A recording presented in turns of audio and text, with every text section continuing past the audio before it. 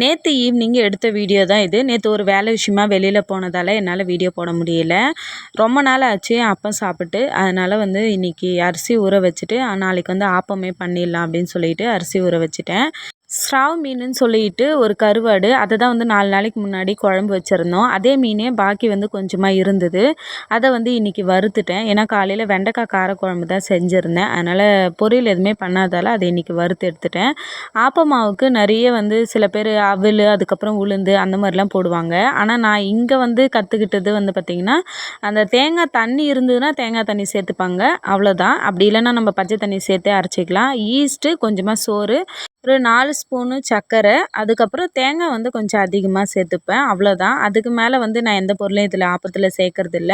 ஆனால் இப்படி அரைச்சாலே எனக்கு ஆப்பம் ரொம்பவே சூப்பராக வரும். இது நான் நாளைக்கு காலையில் எப்படி இருக்குன்னு நான் காமிக்கிறேன். அவ்வளோதான். இந்த வீடியோ பிடிச்சிருந்தா லைக் பண்ணுங்கள். வீடியோ பார்த்ததுக்கு நன்றி.